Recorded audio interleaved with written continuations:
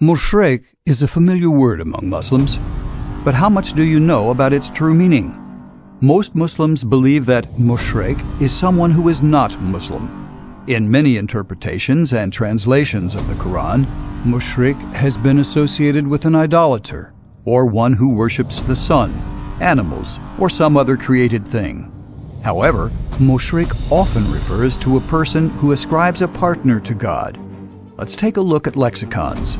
Moshrek is rooted from shirk, meaning someone who shares the ownership or profits of something with someone else. But why does Allah promise punishment for those who don't believe in a singular God? Giving punishment, just because of a wrong belief, is against the grandeur of God, unless a superior truth is covered up. In the dialect of the Quran, human beings have a singular, God-oriented nature and search for a single origin for his or her existence. Thus, the tendency to associate equal partners to Allah is a sign of a disorder. For instance, penguins and beavers are monogamous creatures and incredibly faithful to their partners for their whole lives. On the contrary, lions and cows are polygamous.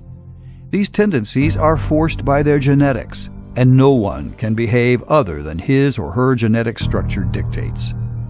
Therefore, if a penguin or beaver attempts polygamy, it would be a symptom of a disease. In the Quran's perspective, the tendency to believe in a singular God is part of the human being's genetic structure. That is a tendency to believe in an existence beyond space and time, such as one that is not dependent on anything and has not been created from something. Exploring the origin of the universe emerges from this tendency. Even the search of physicists for an elementary particle at quantum scale is a result of this tendency.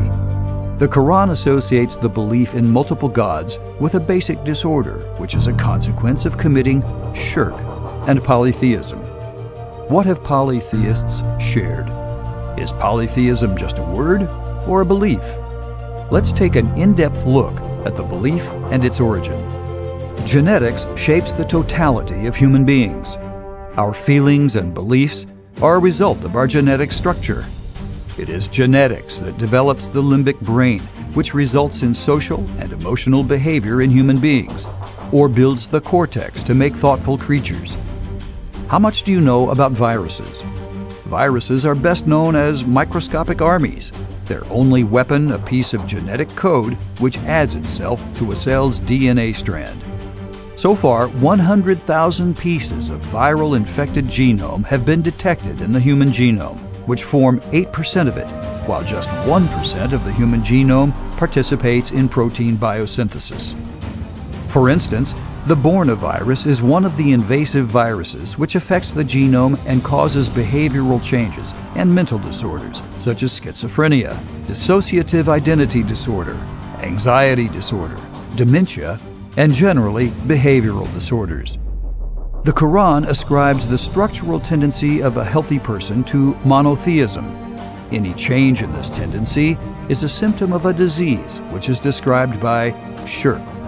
In fact, in the Quran's point of view, a belief in polytheism and multiple origins for the universe is a result of sharing between human and viral genomes, which means a kind of viral infection.